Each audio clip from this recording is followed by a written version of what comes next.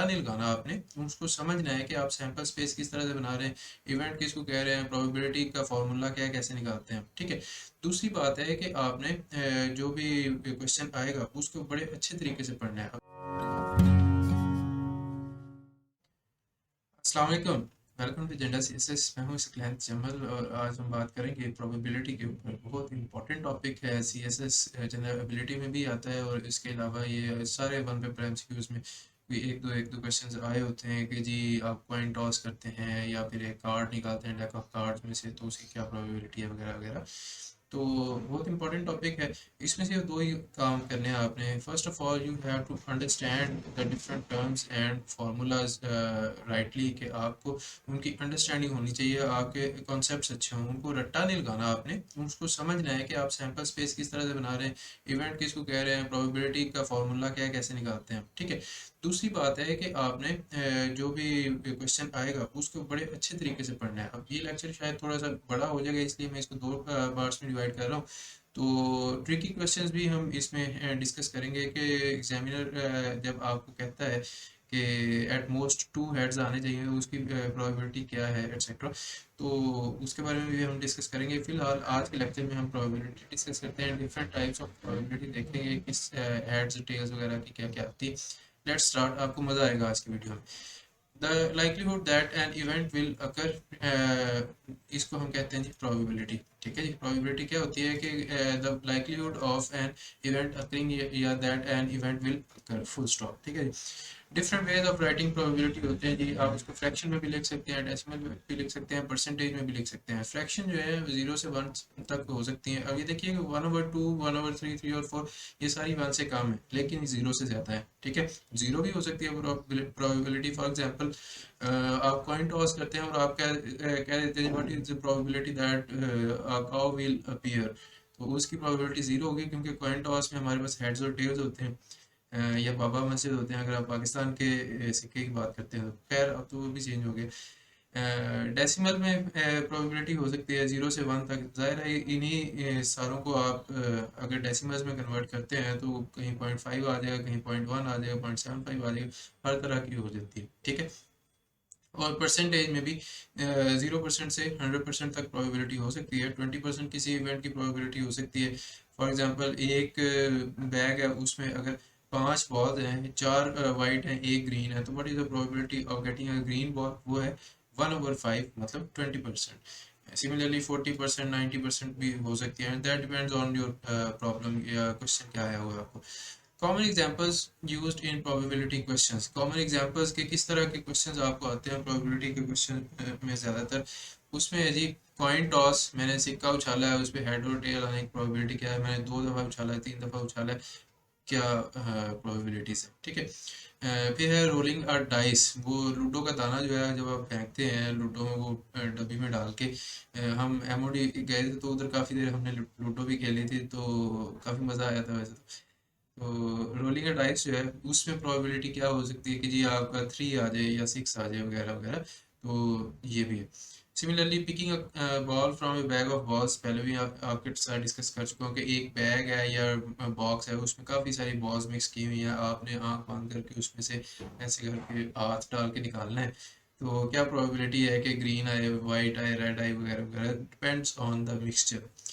Picking a card out of A shuffled deck. अब deck of card जो है, ताश के जो पत्ते होते हैं उसमें 52 पत्ते होते हैं, जोकर को आप निकाल देते हैं तो 52 पत्ते होते हैं, तो उसमें से कोई भी किसी भी कार्ड की पूछ सकता है, मल्टीपल कार्ड्स की पूछ सकता है। That all depends on your question. तो क्वेश्चन को हमने अच्छे तरीके से समझना है, लेकिन उससे पहले हमने बहुत इंपॉर्टेंट चीज़ करनी है, वो है सैम्पल स्पेस को समझना। और सैम्पल स्पेस किस तरह से हम बनाते हैं, सारा कुछ आपके साथ डिस्कस करते हैं। सैम्पल स्पेस है जी set of all the possible outcomes of an experiment. कोई भी आप एक्सपेरिमेंट करते हैं कि कॉइन टॉस किया है या फिर डेक ऑफ कार्ड्स है आपके पास, या डाइस रोल करना है, तो उसकी की सारी पॉसिबल आउटकम्स जो है ना, वो कौन सी हो सकती है। ठीक है जी। ये चीज़ main. For example coin toss है, तो उसके लिए पॉसिबल आउटकम्स मेरे पास होंगे, या हेड आएगा या फिर टेल आएगा। अगर मैं डाइस रोल करता हूँ तो मेरे पास पॉसिबल आउटकम है कि जी 1, 2, 3, 4, 5, 6। ठीक है। कोई कोई भी आ सकता है, सारे रैंडम होंगे। लेकिन अगर मैं इसी कॉइन टॉस को मैं 2 दफ़ा करता हूँ, ठीक है। तो मेरे पास सैंपल स्पेस जो है वो 4 की बनेगी। किस तरह से बनेगी? Toss the coin twice, then मेरे पास या तो दोनों दफ़ा हेड्स आ सकते हैं, या फिर पहली दफ़ा हेड और दूसरी दफ़ा टेल्स आ जाएगा, या फिर पहली दफ़ा टेल्स और दूसरी दफ़ा हेड आ जाएगा, या फिर दोनों दफ़ा टेल्स आ जाएगी। ठीक है जी। ये इस तरह से हमने सैंपल स्पेस बनानी है कि उनकी पॉसिबल आउटकम्स को एक दूसरे के साथ रिलेट करना है। भाई पहला टॉस मैंने किया, हेड आ गया, साथ हेड आया, टेल आया, फिर दूसरे टॉस में टेल आया, हेड आया, या दोनों में टेल आ गया, वगैरह वगैरह। अगर मैं उसको 3 दफ़ा करता हूँ, ये थोड़ा सा आपके लिए इंटरेस्टिंग है और इसी को हम आगे यूज़ भी करेंगे इस एग्जांपल को। अगर मैं एक कॉइन टॉस है उसको 3 दफ़ा करता हूँ तो फिर कैसे आएगा? मेरे पास कितनी प्रोबेबिलिटीज हैं, या क्या क्या प्रोबेबिलिटीज हो सकती हैं, पॉसिबिलिटीज सॉरी। मेरे पास जी तीनों हेड्स आ जाए। ठीक है, 3 दफ़ा मैंने टॉस किया, तीनों दफ़ा हेड आ गया, या फिर पहली दफ़ा हेड आया, दूसरी दफ़ा टेल आया, तीसरी दफ़ा हेड आया, फिर पहली दफ़ा हेड, दूसरी दफ़ा हेड, तीसरी दफ़ा टेल। ठीक है जी। अब ये देखिए कि ये सारे डिफरेंट है, इसमें 2 हेड्स हैं, इसमें 2 टेल्स हैं। पहली दफ़ा हेड मेरा दोनों, बाकी दफ़ा टेल आ गया, या फिर टेल पहली दफ़ा आ गया, बाकी दोनों दफ़ा हेड आ गया। ये जो है इस चीज़ से डिफरेंट है कि क्या, टेल हेड हेड और हेड हेड टेल जो है इससे डिफरेंट है। ठीक है। और tail tail head, tail head tail, या फिर तीनों दफ़ा टेल। ठीक है जी। तो 8 पॉसिबल आउटकम्स है मेरे पास के 3 दफ़ा कॉइन टॉस करने से मेरे पास क्या क्या कॉम्बिनेशंस बन सकते हैं। तो हमने नॉर्मली कॉम्बिनेशंस तो बनाने ही होते हैं, लेकिन एक चीज़ हमें निकालनी होती है कि number of possible entries in the sample space. ठीक है, सैम्पल स्पेस वही number of all the possible outcome है ना, तो वो नंबर हमें चाहिए। ये इसमें अब देखिए कि 1 2 3 4 5 6 7 8, इसमें 8 है नंबर ऑफ सैम्पल स्पेस। आगे हम जाकर यूज़ भी करेंगे इसको। To find the possible number of entries in sample space, ये फार्मूला होगा जी आपके पास, number of entries in the sample space is equal to number of possible probabilities या outcomes of event 1 into number of possible outcomes of event 2 up to n के जितने भी events आप इकट्ठे करना चाह रहे हैं, आप 6 दफ़ा टॉस करना चाह रहे हैं, 6 दफ़ा डाइस फेंकना चाह रहे हैं, वगैरह वगैरह, तो उसके ऊपर डिपेंड करेगा। ठीक है। अब देखें कि ये देखिएगा, sorry, for example if we roll the dice twice, तो उसमें क्या है कि पहले डाइस पे भी 6 आने की प्रोबेबिलिटीज हैं। ठीक है, पहले डाइस जो है उसमें भी 6 नंबर ऑफ आउटकम्स हो सकते हैं, और दूसरे डाइस के अपने 6 नंबर ऑफ आउटकम्स हैं। ठीक है, तो ये इस तरह से 36 बन जाएंगे कि 1 1 1 2 1 3 1 4 1 5 1 6। ठीक है, 2 2 2 आगे पहला जो डाइस है उस पर 2 आना शुरू हो जाएगा, बाकी सारों के 1 2 3 4 शुरू हो जाएंगे। फिर जब सेकंड डाइस पे आप शिफ्ट करेंगे तो फिर आप सेकंड में आपके पास आ जाएगा 1 1 1 2 1 3 1 4 1 5 1 6, इस तरह का है। तो ये टोटल आपके पास 36 बनेंगे। सिमिलरली जो ऊपर हमने किया है वो देखिए कि 3 कॉइन टॉस है। ठीक है, एक कॉइन टॉस के ऊपर प्रोबेबिलिटीज आ सकती हैं 2, या 2 टाइप ऑफ इवेंट्स अकर कर सकते हैं। ठीक है, पॉसिबल आउटकम्स है, आप कह लें जो भी कहना। तो अगर एक के ऊपर 2 आ रही हैं तो मैं चूंकि मैंने 3 टॉस करने हैं, तो 1 2 और 3 में करूंगा। यहाँ पे भी 2 आएगा, यहाँ पे भी 2 आएगा, यहाँ पे भी 2 आएगा, 2 तो 4 4 तो 8। तो मेरे पास सैम्पल स्पेस में एंट्रीज इसकी 8 आनी थी, और यही 8 मैंने लिखी हुई है। चलें जी। इवेंट आ जाता है जी। इवेंट क्या होता है? Any subset of the sample space. Subset of sample space जो है, मतलब कि सैम्पल स्पेस बहुत बड़ी होती है, उसका सबसेट, उसका छोटा सेट, या इवन उसके इक्वल सेट भी जो है वो भी उसका एक सबसेट होता है। पूरे का पूरा सैम्पल स्पेस जितना बनता है उसके इक्वल एक आपका सेट बने, उसको भी हम एक इवेंट कहते हैं। ठीक है।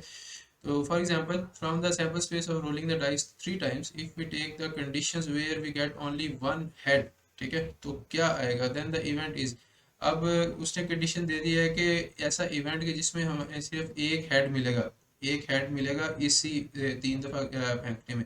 इसमें भी 2 2 2 हैं। अब एक ये आ जाएगा हमारे पास, एक ये आ जाएगा, और एक ये आ जाएगा, तो ये 3 है हमारे पास। Head tail tail tail tail head tail, ये number of entries in event 3, event E is equal to 3।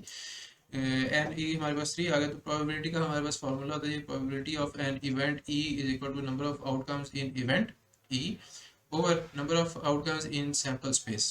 तो N E over N S. इस वजह से मैं आपको कह रहा था कि उनका जो नंबर है वो फाइंड करना हमारे लिए ज़रूरी है।